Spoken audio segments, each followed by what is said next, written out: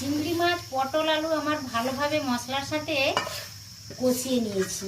এই পর্যায়ে আমি নারকেলের দুধটা অ্যাড করে দেবো। বন্ধুরা, যাদের কাছে নারকেল না থাকবে তারা গুঁড়ো দুধও গরম জলে গুলে দিতে পারেন, কিংবা গরুর দুধও দিতে পারেন। টেস্টের কোনো হেরফের হবে না, ভালোই লাগবে।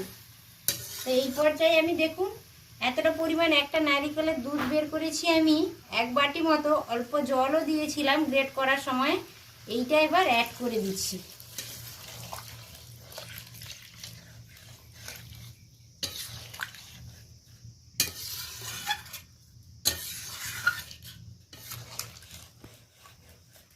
এইভাবে আপনারা করে দেখবেন, আর কেমন হয়েছে রেসিপিটা আমাকে কমেন্ট করে জানাতে ভুলবেন না।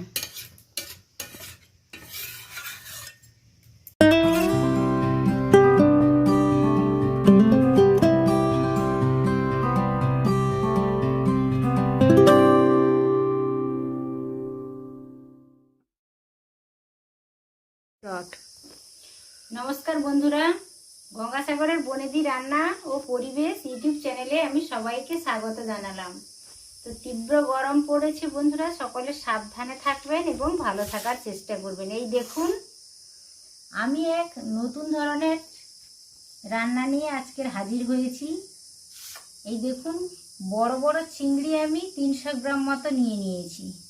300 গ্রাম ওজনের বড় চিংড়ি নিয়েছি। 2টো আলু আমি লম্বা লম্বা করে কেটে নিয়েছি এইভাবে।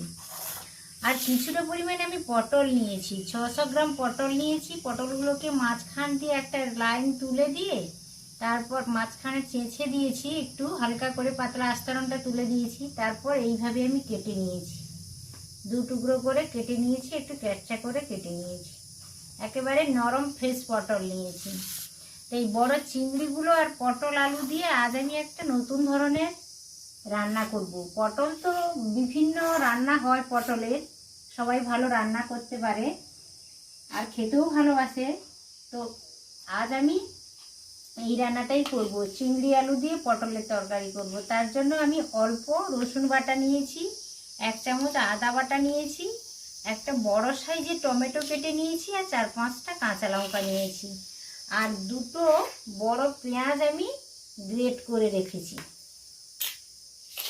আর একটা জিনিস আমি করেছি বন্ধুরা, সেটা হচ্ছে একটা মিক্সির জারে আমি একটা নারকেলটা আমি এই যে গ্রেট করে এনেছি। চুনো পাকা একটা নারকেল গ্রেট করে নিয়ে এসেছি। এই নারকেলের দুধটা বের করে আমি এই তরকারিটাতে দেব।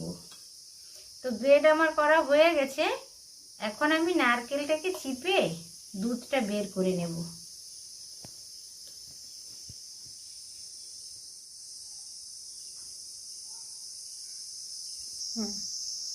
এই দেখুন বন্ধুরা, আমি একটা গোটা নারকেলটাকে ছাড়িয়ে আমি গ্রেট করে নিয়েছি একটা মিক্সিতে। তারপর এইটা খোসাটাকে আমি চিপে বের করে দিয়েছি হাত দিয়ে। এতটা পরিমাণ দুধ বেরিয়েছে, গোটা নারকেলটাই আমি নিয়েছি। তো আপনারা দেখতে থাকুন, ভিডিওটা স্কিপ না করে পুরোটা দেখার অনুরোধ থাকলো বন্ধুরা। এখন আমি রান্নাটা শুরু করব। এটা সরিয়ে রাখলাম।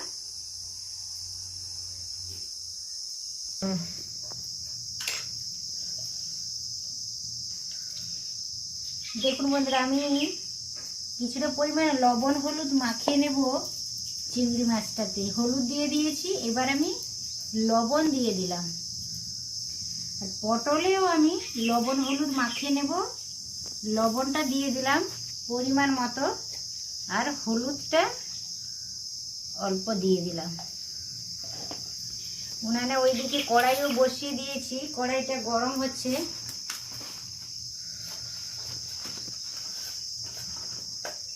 এইটা একটু ভালো করে মাখিয়ে নেব, 2 মিনিট রেখে দেব লবণ হলুদ মাখানোর পরে।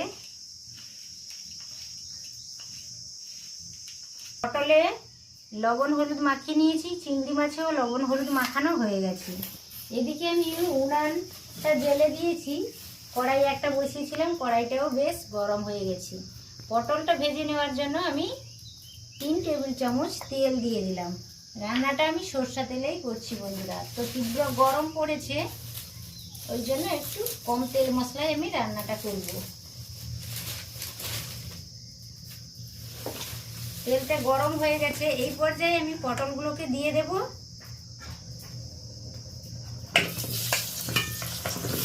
লবণ হলুদ মাখানো পটলগুলোকে দিয়ে দিলাম।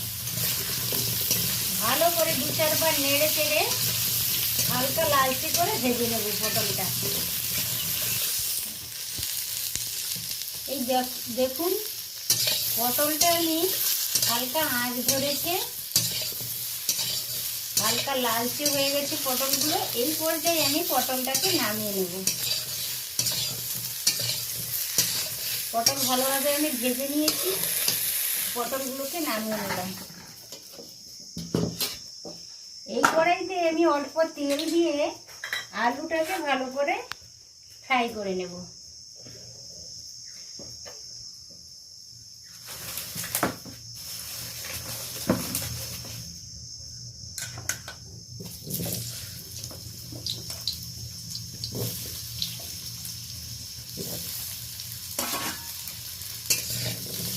দুটো আলু আমি লম্বা লম্বা করে কেটে রেখেছিলাম, লবণ হলুদ দেব, দিয়ে লালচে করে একটু ভেজে নেব।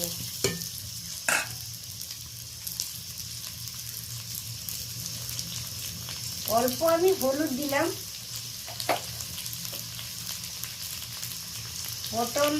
পটলে তো আমি লবণ হলুদ মাখিয়ে ভেজে নিয়েছি, অল্প লবণ দিলাম।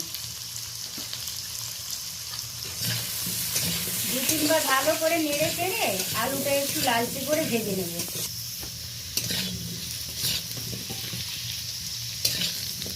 পটলটা আমার আগে ভাজা হয়ে গেছে, আলুটাও ভালোভাবে আমি ফ্রাই করে নিলাম। এখন আলুটা তুলে নিচ্ছি। আপনারা শুধু পটল দিয়েও এটা করতে পারেন, কোনো অসুবিধে নেই। আমার ছেলে আলু খেতে ভালোবাসে, ওই জন্য আমি 2টো আলু দিয়েছি বন্ধুরা। আলু পটল দিয়ে করলেও এই তরকারিটা ভীষণ ভালো লাগে, দুর্দান্ত স্বাদের হয়। আর শুধু পটল দিয়ে যদি কেউ করে তাহলে সেটাও ভীষণ ভালো হয়। এবার আমি কড়াইতে অল্প তেল রয়েছে, ওই তেলেই আমি চিংড়ি মাছগুলো ভেজে নেব।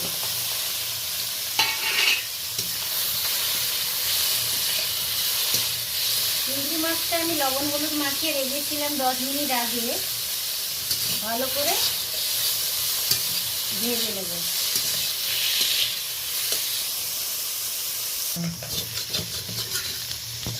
চিংড়ি মাছটা আমার ভালোভাবে ফ্রাই হয়ে গেছে, দেখুন বেশ লালচে হয়ে গেছে, ভালোভাবে ভাজা হয়ে গেছে। পটল ভেজে নিয়েছি, আলু ভেজে নিয়েছি, এরই সাইডে আমি চিংড়ি মাছটা তুলে নিচ্ছি, ফ্রাই করা চিংড়িটা।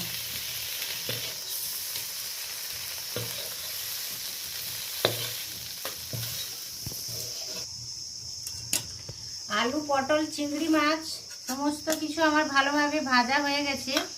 এবার কড়াইটা পরিষ্কার করে নিয়েছি, কড়াইতে আমি 2 চা চামচ মতো আমি তেল দিয়ে দিলাম। তরকারিটা করবো এবার।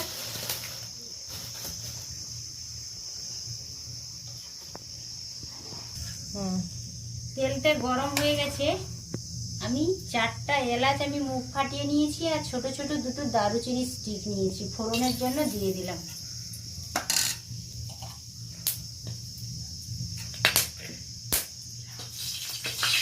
একটু এদিক ওদিক নেড়ে নিলাম। ফোড়ন থেকে একটা মিষ্টি গন্ধ বেরোচ্ছে বন্ধুরা।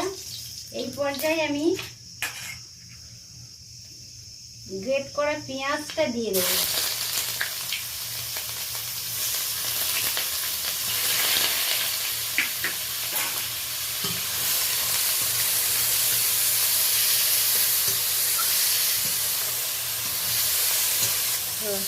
টমেটো, আদা বাটা, রসুন বাটা আর কাঁচা লঙ্কা 3-4টা সবই আমি একসাথে দিয়ে দিলাম।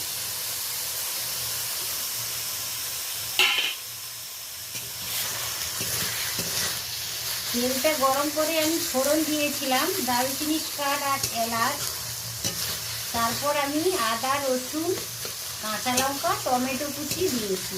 এটা ভালো করে নেড়ে নিচ্ছি।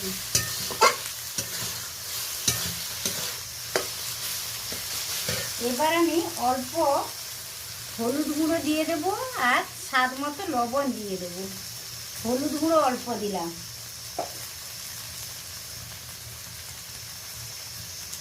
পটলে আমি লবণ হলুদ দিয়েছি, আলুতেও লবণ হলুদ দিয়েছি, সেই অনুসারে আমি এখন অল্প লবণ দিলাম। টেস্ট করে পরে দেখে যদি লাগে তাহলে দেব। এটা ভালো করে মিশিয়ে নিচ্ছি।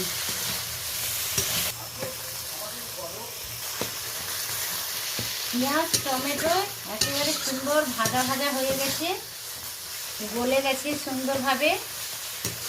এই পর্যায়ে আমি কিছু গুঁড়ো মশলা অ্যাড করব। কাঁচা গন্ধ চলে গেছে পেঁয়াজের, একটা ভাজা ভাজা সুন্দর স্মেল বেরোচ্ছে। হালকা আঁচে বসানো আছে। এবার আমি কিছু গুঁড়ো মশলা অ্যাড করে দেবো। কালারের জন্য আমি আধা চামচ লাল লঙ্কা, কাশ্মীরি লাল লঙ্কার গুঁড়ো দিলাম। ঝালের জন্য আধা চামচেরও কম প্লেন লাল লঙ্কার গুঁড়ো দিলাম।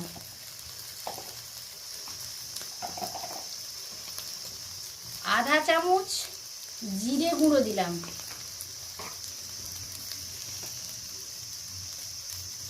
আধা চামচ আমি ধনে গুঁড়ো দিলাম। এইটাতে আমি অল্প জল দিয়ে দেব।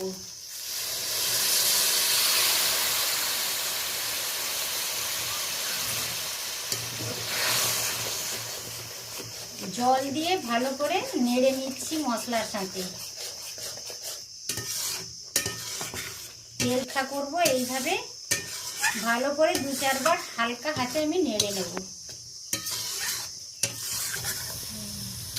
এই দেখুন বন্ধুরা, হালকা তেলও রিলিজ করতে শুরু করেছে। মশলাটা ভালোভাবে আমার কষানো হয়ে গেছে। মশলা থেকে দারুণ সুন্দর একটা সুস্বাদু গন্ধও চলে আসছে। এই পর্যায়ে আমি ভেজে রাখা পটল, আলু, চিংড়ি মাছ একসাথে কষানো মশলার সাথে অ্যাড করে দেব।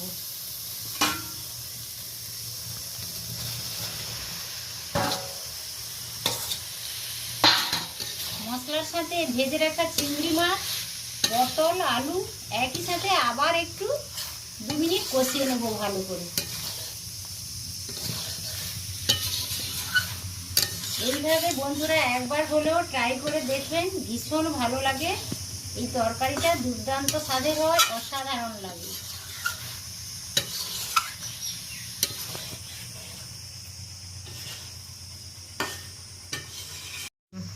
চিংড়ি মাছ, পটল, আলু আমার ভালোভাবে মশলার সাথে কষিয়ে নিয়েছি। এই পর্যায়ে আমি নারকেলের দুধটা অ্যাড করে দেব। বন্ধুরা, যাদের কাছে নারকেল না থাকবে তারা গুঁড়ো দুধও গরম জলে গুলে দিতে পারেন, কিংবা গরুর দুধও দিতে পারেন। টেস্টের কোনো হেরফের হবে না, ভালোই লাগবে। তো এই পর্যায়ে আমি দেখুন এতটা পরিমাণ একটা নারকেলের দুধ বের করেছি আমি। 1 বাটি মতো অল্প জলও দিয়েছিলাম গ্রেট করার সময়। এইটা এবার অ্যাড করে দিচ্ছি।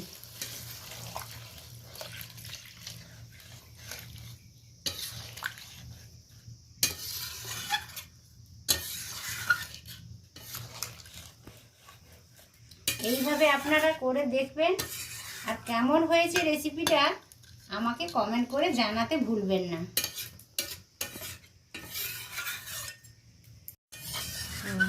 এই দেখুন বন্ধুরা, আমি নারকেলের একটা বড় বাটির 1 বাটি নারকেলের দুধ অ্যাড করেছি, কিন্তু একটা পাত্রে আমি জলও গরম করে রেখেছিলাম। অল্প জল লাগবে, জলটাও দিয়ে দিলাম।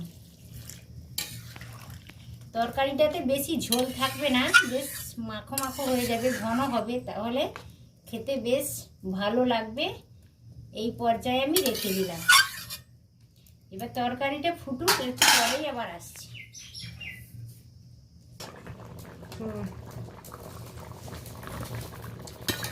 দেখুন বন্ধুরা, হালকা হাতে তরকারিটা আমি একবার নেড়ে নিচ্ছি। সবজিগুলো, আলুটা একেবারে সিদ্ধ হয়ে গেছে, আর পটল তো নরম সবজি, পটলটাও ভালোভাবে সিদ্ধ হয়ে গেছে। আরও 5-7 মিনিট ভালো করে ফুটিয়ে তারপর তরকারিটা আমি নামিয়ে নেব।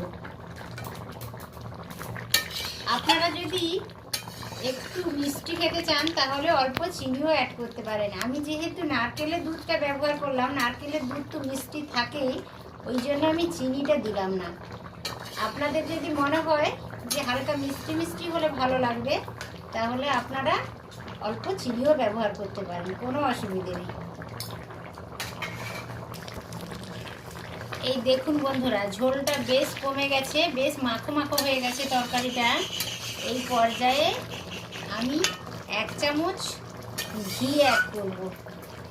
ঘিটা অপশনাল, আপনারা দিতে পারেন নাও পারেন, কিন্তু দিলে খুবই ভালো লাগে খেতে, ওই জন্য।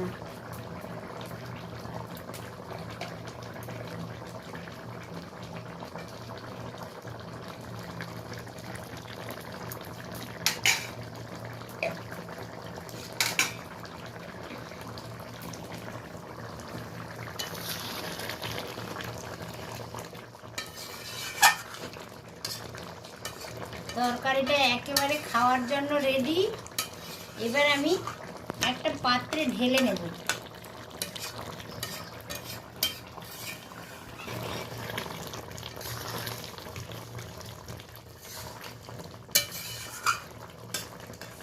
তরকারিটা নামিয়ে নিলাম।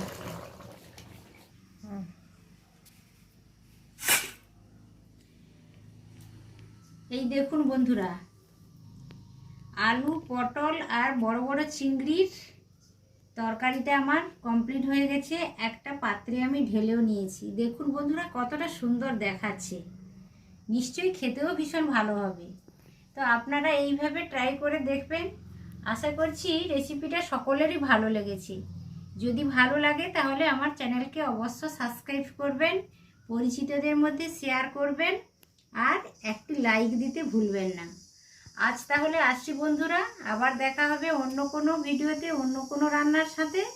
তত সময় আপনারা সকলে সুস্থ থাকুন, ভালো থাকুন, এই প্রার্থনা করছি। নমস্কার।